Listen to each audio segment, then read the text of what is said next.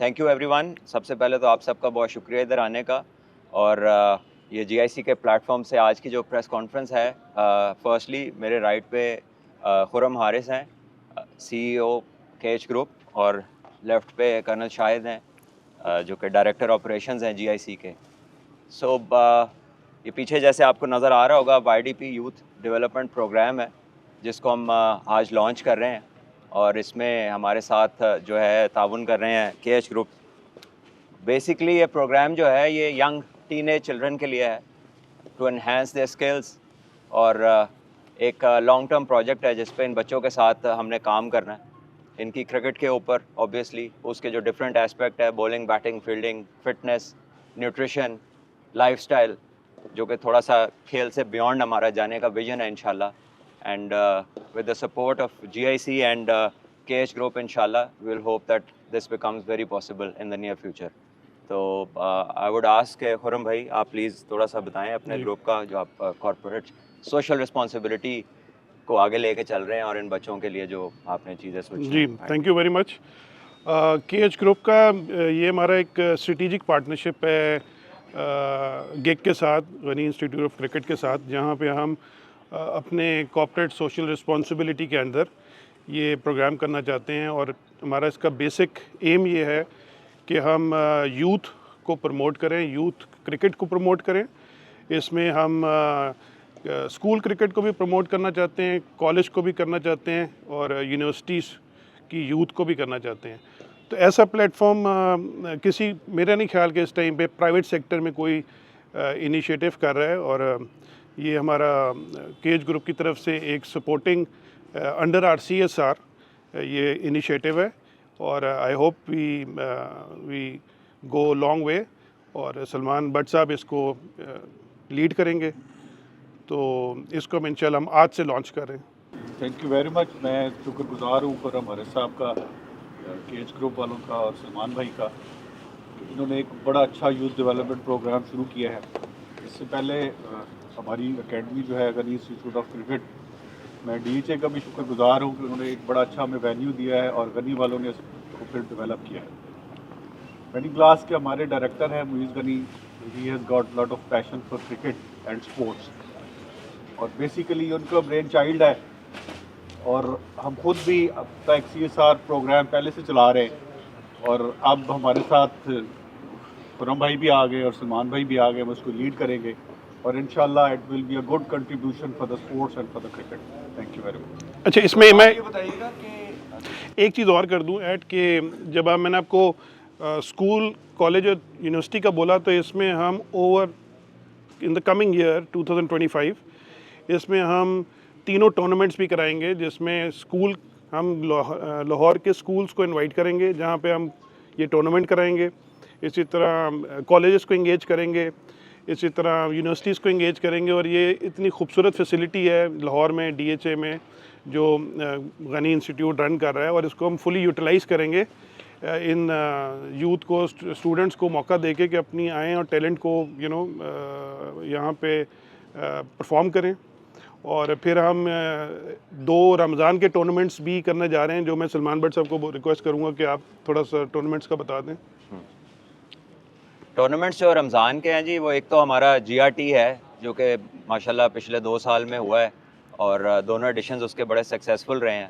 और अल्लाह का शुक्र है कि लाहौर में जो क्रिकेट है रमज़ान की स्पेशली, वो इससे पहले ऐसे नहीं होती थी, इस लेवल पे नहीं होती थी। और आई थिंक इन 2 इयर्स अल्हम्दुलिल्लाह, विद द हेल्प ऑफ अल्हम्दुलिल्लाह, अल्लाह की ज़ात के बाद यहाँ पर गनी ग्लास ने ज़ाहिर है इस सारी जगह पे इन्वेस्ट किया है। तो with all those people this became very successful. और आप सब उसमें आते रहते हैं, आप सब उसको देखते रहते हैं, आप सबको मालूम है कि how good the standard is. तो यही कोशिश है हमारी कि उस चीज़ को अब यंगर स्टेज पे लाया जाए और यंगस्टर्स को उसमें लॉन्ग टर्म मौका मिले, क्योंकि मैं नहीं चाहता कि यंगस्टर जो है ना वो छोटे तर्ज में आएँ, छोटे तर्ज की क्रिकेट खेलें, चंद दिन खेलें और फिर पूरा साल वो चले जाएँ। एक रेगुलर एंगेजमेंट है जिसमें ग्रोथ जो है ऑब्वियसली इनकी, वो हम लोग उसको over a period of time हम उसको ओवरसी करेंगे। और we will have reporting after 3 months. 3 months के बाद हम अपने सेशंस की रिपोर्टिंग करेंगे, उसकी असेसमेंट्स करेंगे और देखेंगे कि वेयर वी स्टैंड और कैसे हमने इसको मूव फॉरवर्ड करते रहना है, क्योंकि ज़ाहिर है एक इवॉल्विंग प्रोसेस है। इस तरह का कोई प्रोजेक्ट पूरी कंट्री में अभी तक ऐसा है नहीं, ना इससे पहले कभी हुआ है, और जिसका from the start aim long term का हो। अकेडमियाँ लगती हैं 4 हफ्ते की, 6 हफ्ते की, मैक्सिमम 2 माह की, लेकिन इतना लंबा project with this certain age group और वही प्लेयर्स को आगे लेके चलना is a different ball game. तो वो हम उसको इनिशिएट कर रहे हैं और इसमें हमें आप लोगों की भी सपोर्ट और दुआओं की ज़रूरत होगी इंशाल्लाह। और डेफिनेटली जो यंगस्टर्स बच्चे यहाँ पर हैं, वी विल ट्राई कि इनमें से पाकिस्तान को अच्छे क्रिकेटर्स मिलें इंशाल्लाह। हमारा पैटर्न ये है कि जी ये जो एज ग्रुप है बेसिकली ये 17 साल और 17 साल से कम के बच्चों का है, लेकिन वी विल नॉट इनकरेज कि इसमें कोई बहुत छोटे बच्चे आ जाएं, बिकॉज इनका एक छोटा ग्रुप और एक थ्रेशोल्ड ट्रेनिंग का डिफरेंट है। तो इसको हम 17 से आइडियली लेके चलना चाह रहे हैं और 20 से पहले तक जो है ना हम चाह रहे हैं कि 3 साल का जो है ना टाइम यहाँ पर हम इनकी बेसिक्स को स्ट्रॉन्ग करें, इनकी अंडरस्टैंडिंग, इनकी गेम अवेयरनेस को डेवलप करें, इनकी फिटनेस के बारे में इन्हें बताएं, इनकी डाइट, इनके स्लीप आवर्स, जो चीज़ें हमें अपने बड़े स्टेज के ऊपर मिसिंग नज़र आती हैं, हमारी कोशिश है कि हम बच्चों को वो चीज़ सिखा दें ताकि जब ये ऊपर जाएँ तो डिफरेंट आइडियाज़ वाले लोग मिलते हैं, लेकिन इन्हें अपना पता हो कि हम क्या हैं और हमने किस चीज़ में अपने आप को एक्सेल करना है। सो दे डोंट नीड, उनको मोहताज ही ना हो हर एक बंदे से पूछते फिरेंगे जी हमारा क्या बनेगा, हम क्या करें, हमें ये नहीं पता, हमें वो नहीं पता। We will try to engage with them different cricketers as well, जिसमें दे विल कम इन, बच्चे हमारे उनसे सवाल करेंगे, वो इन्हें अपनी जर्नी के बारे में बताएंगे, अपनी सक्सेस के बारे में बताएंगे और वो चीज़ों के बारे में बताएंगे जो ये बच्चे उनसे पूछना चाहते हैं। And we are very thankful, अभी 1-2 और भी पाकिस्तान के प्लेयर्स आएंगे, नसीम को हमने दावत दी थी, वो आए हुए हैं।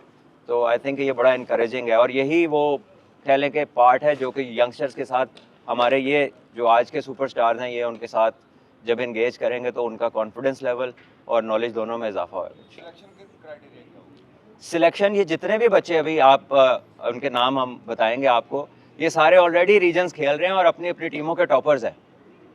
सो बेसिकली ये खाली बच्चे जो रखे हुए हैं ये लाहौर के नहीं हैं, ये सारी जगहों से हैं। तो अब ये है कि दे आर अबाउट 15 बॉयज़। तो इसमें आने वाले वक्त में हमने 8 बच्चे और ऐड करने का सोचा हुआ है इंशाल्लाह। तो उसके लिए हम लोग ट्रायल अनाउंस करेंगे। इसमें हमारा GIC का कोचिंग स्टाफ ही इसकी टेक केयर करेगा, जो ऑलरेडी हम लोग कर रहे हैं। अभी जैसे मैंने बताया हमारा नंबर 15 है, but we will try and keep it under 25, इससे नहीं बढ़ाएंगे हम, मैक्सिमम यहाँ तक जाएगा in a course of time.